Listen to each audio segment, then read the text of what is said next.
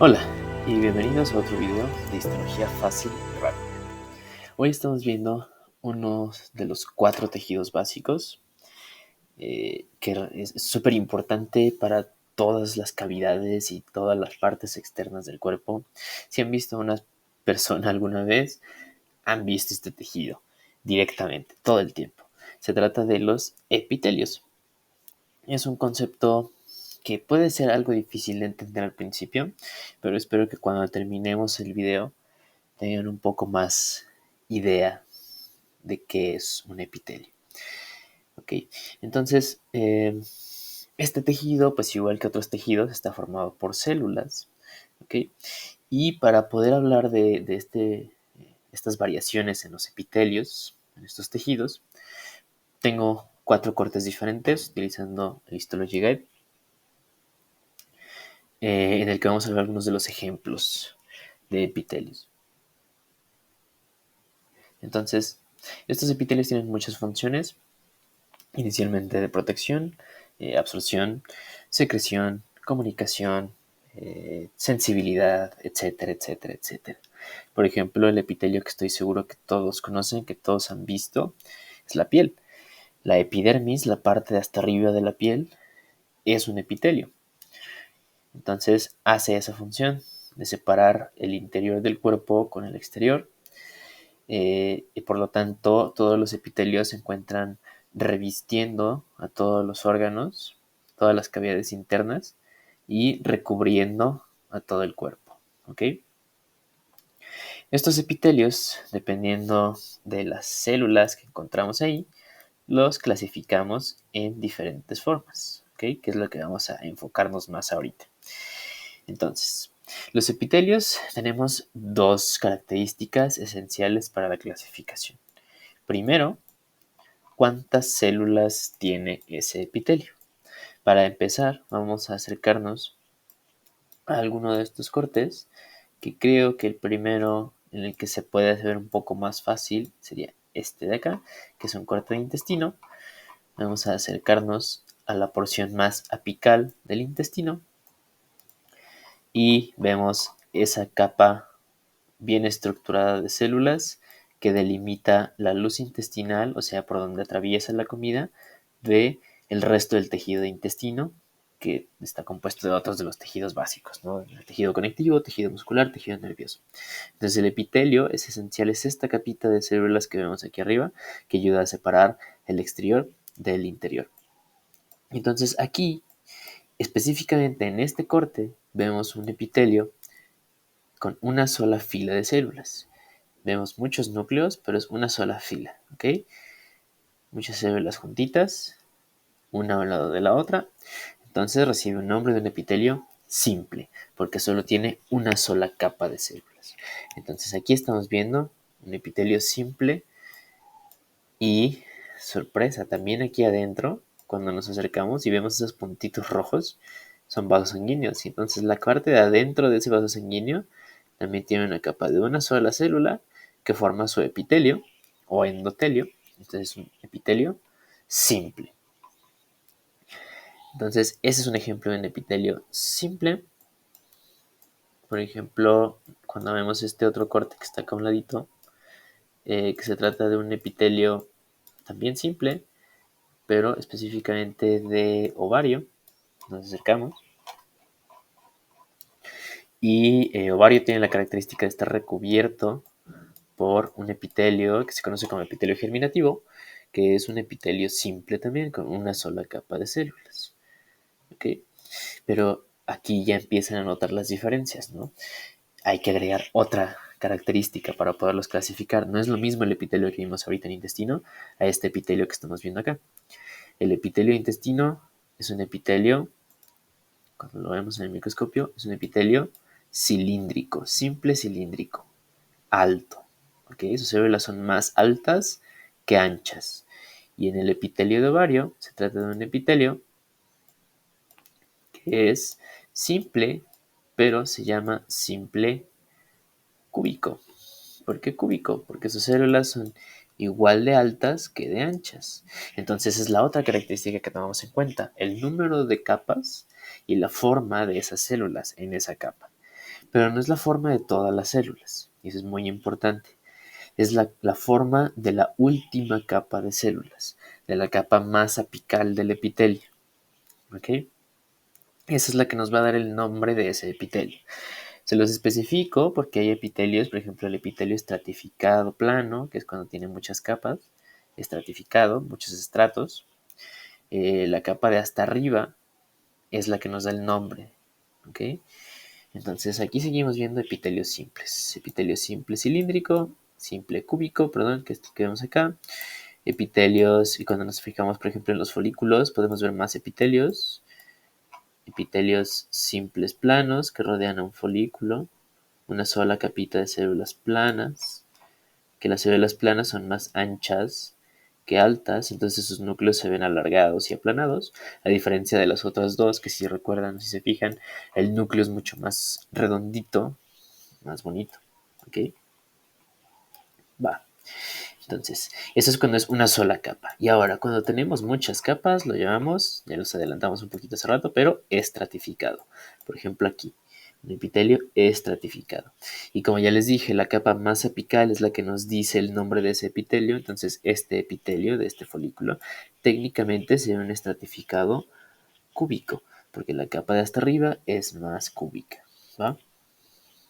Ahorita veremos otros ejemplos que nos ayuden a entender un poco más. Entonces, siguiendo esas reglas y acercándonos a esta estructura que vemos aquí, un vaso sanguíneo, vemos que tiene células que son más anchas que altas y que tienen una sola capa, por lo tanto se llama un epitelio simple plano. Y así como extra, como el Ross le gusta complicar las cosas, cuando ese epitelio simple plano está por dentro de un vaso sanguíneo, recibe un nombre específico y lo llamamos endotelio. ¿Ok? Pero cuando ese epitelio simple plano está por fuera de un órgano, por ejemplo acá en el intestino, que tiene un epitelio simple plano en la parte de hasta afuera, a ese epitelio simple plano lo llamamos mesotelio. ¿Por qué? Porque uno está por dentro de los vasos sanguíneos, el endotelio, y uno está por fuera de los órganos, pero adentro de cavidades, entonces está en meso, en el medio, mesotelio. ¿Va? Esos serían los otros tipos, otras formas de decirle a los epitelios simples planos. Ok, entonces ya hablamos de simple cilíndrico, simple cúbico, simple plano. Ahorita vamos a hablar unos cortes de epitelios estratificados, pero antes de llegar a estratificado, que son varias capas, quiero que veamos este corte de tráquea, que aquí se pone complicada la cosa, ¿no? Porque vemos muchas células, muchos núcleos, lo que aparenta ser muchas capas, pero si nos pusiéramos a ser así muy selectivos con la forma en la que vemos este corte, muy específicos, nos daríamos cuenta de que este no es un epitelio estratificado, es un epitelio pseudo estratificado, o sea, parece estratificado, pero no lo es. ¿Cómo lo sabemos? Ciencia, tecnología, avances.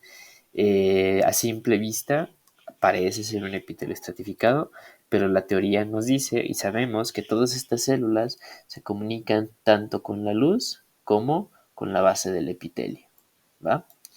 Entonces es un epitelio pseudo estratificado. Entonces no entra en las otras clasificaciones de los epitelios, ¿ok? Ahora vamos a hablar de otro epitelio que no entra en esas clasificaciones y luego regresamos a hablar de los epitelios estratificados. Y ahora estamos viendo otro epitelio que no entra en esa clasificación, es de una zona muy específica con una función muy especial llamado urotelio o epitelio de transición, que también, si se fijan y somos estrictos por las definiciones, tiene más de una capa, entonces es un epitelio estratificado.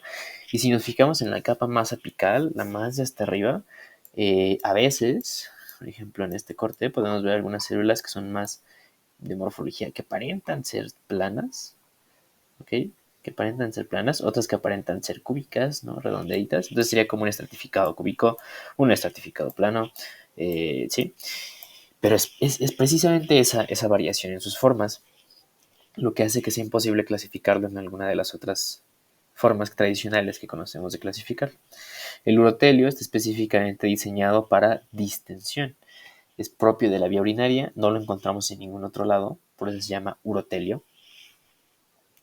Y pues la vía urinaria, se vejiga y uréteres, cálices, la recolección urinaria, son órganos que están muy propensos a la distensión, ¿no? Que es su función, almacenar orina.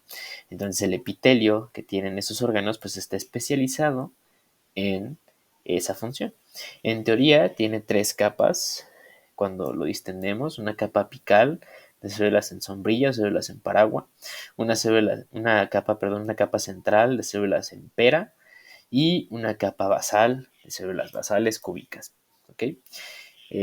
Pero eso lo veremos con más a profundidad en otros videos. Solo quiero que vean ahorita la diferencia entre este epitelio y los otros epitelios que hemos visto. Ok, ahora vamos con los estratificados. Y el órgano clásico para hablar de este tipo de epitelios pues es la piel, que es un epitelio estratificado, plano, que cuando nos acercamos, cuando le hacemos zoom, vemos, ¿no? Un epitelio formado por muchas células acomodaditas que tiene muchas capas y que su capa más apical es plana. ¿Okay? Aquí en piel agregamos otro nombre que es solo propio de los epitelios estratificados planos, que pueden ser queratinizados o no queratinizados, o sea, se llenan de queratina su región más apical, se hacen más duritos, por ejemplo la piel, ¿no? Tiene que ser queratinizada porque es resistente, a diferencia de, por ejemplo, las mucosas de cavidad oral, en donde son no estratificadas, no queratinizadas, perdón, son igual estratificadas planas, pero no queratinizadas, entonces son un poquito más suaves. Okay. Entonces vean las capas, muchos estratos, y el de hasta arriba es el más plano. Okay. Ese es el ejemplo clásico de un epitelio estratificado. Y los epitelios estratificados los podemos tener igual, tanto cúbicos, cilíndricos o planos. Lo importante siempre, fíjense en la región más apical. Ok. Esa fue la clasificación general, ¿va? De los epitelios, tanto por su forma como por sus capas.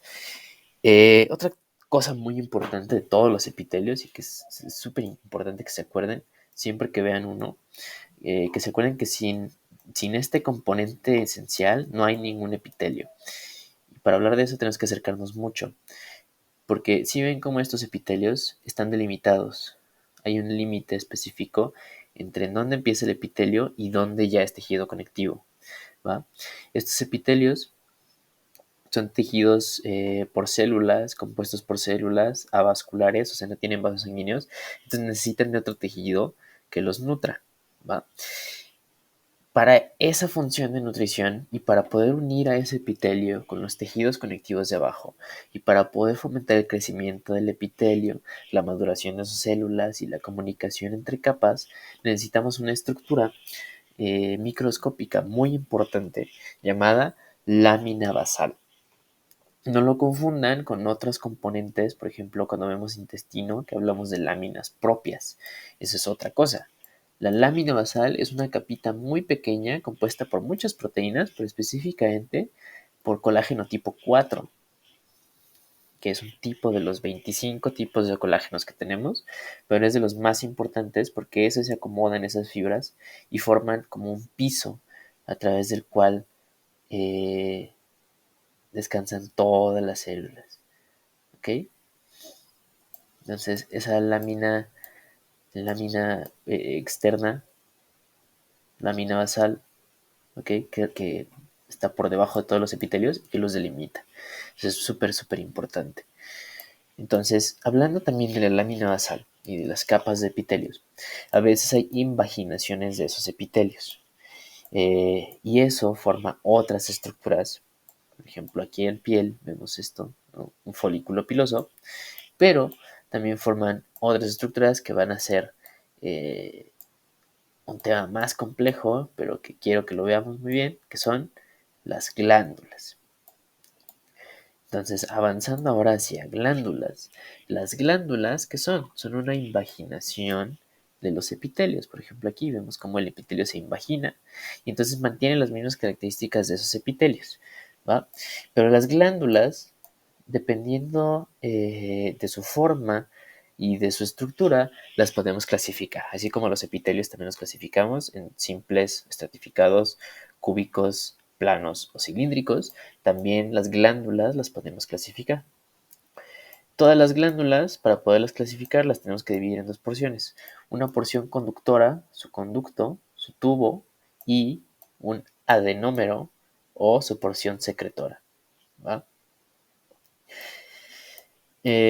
Para clasificar la glándula, tenemos que ver primero que sean de muchas células, entonces una glándula multicelular. Y que su glándula, su tubo, conecte con el exterior, entonces una glándula exócrina. ¿Okay? Las glándulas endocrinas los vemos en una clasificación aparte, que habrá sus videos especiales para ese tipo de glándulas. Pero ahorita estamos hablando de las exócrinas. Entonces, esas exócrinas, dependiendo su forma, las podemos clasificar en eh, varias formas, ¿ok? Ahorita vamos a ver este ejemplo y ahorita vemos otros ejemplos para poder entender esas variaciones. Entonces, aquí estamos viendo una glándula sudorípara que, si vemos su forma, es como un tubito que desciende y que después lo perdemos en el corte, y luego volvemos a ver otras secciones y luego lo perdemos en el corte y luego podemos ver otras secciones hasta acá abajo, ¿ok? Pero a través de todo su trayecto sigue manteniendo esa forma de tubito. Entonces esa glándula es una glándula tubular, porque todo su trayecto tiene forma de tubo, ¿ok? Ahorita hablamos de las otras formas, nos enfocamos ahorita en esta. Es una glándula tubular. Ahora vemos cómo tiene un solo tubo. Entonces, como tiene un solo tubo, es una glándula tubular simple. Si ese tubo se ramificara aquí arriba, se dividiera en varios, sería una glándula compuesta, pero como es uno solo, lo llamamos simple. Y su adenómero, o sea, su porción secretora, es una sola. A pesar de que vemos aquí varias bolitas, es porque esta glándula va por acá y se enrolla aquí. ¿Ok? Entonces, una glándula tubular simple enrollada. ¿Va? Y podríamos especificar que no se bifurca el adenómero, entonces una glándula tubular simple no ramificada enrollada. Y si nos acercamos a ver sus células, vemos que tienen una tinción muy eosinófila, proteica, ¿ok? Bien teñidas. Entonces su secreción es de tipo seroso, es una agüita, ¿ok? Va. Entonces, esas son las formas de clasificarlos. Su adenómero, su conducto, si se bifurcan, si no se bifurcan, si se enrollan, si no se enrollan, si tienen alguna otra forma específica, y su secreción. Entonces vamos a ver otro ejemplo de otra glándula para que quede un poco más claro. Entonces, en este corte estamos viendo un corte de una glándula salival. ¿Ok? Solo para ver las diferencias entre este tipo de glándulas y las glándulas que vemos en piel, que las glándulas de piel es muy fácil identificarlas, su forma y su estructura, porque usualmente en un solo corte vemos todo, vemos el tubo, vemos su adenómero, vemos su secreción, su forma, su función, ¿va? Pero aquí, cuando hablamos de glándulas exócrinas que son mucho más grandes, se pierde a veces la estructura de las células y es difícil identificar a veces, ¿no? Comprender la estructura de la glándula. Entonces, estamos hablando de una glándula salival que, si seguimos el mismo concepto que hablamos ahorita, es una glándula multicelular, exócrina, porque comunica con el exterior. Cuando hablamos de sus conductos, tiene varios conductos, ¿ok? Aquí les recuerdo, es diferente a las glándulas que vimos en piel. Entonces, en la glándula de piel veíamos todo el trayecto del conducto, ¿no? Pero aquí solo vemos partes.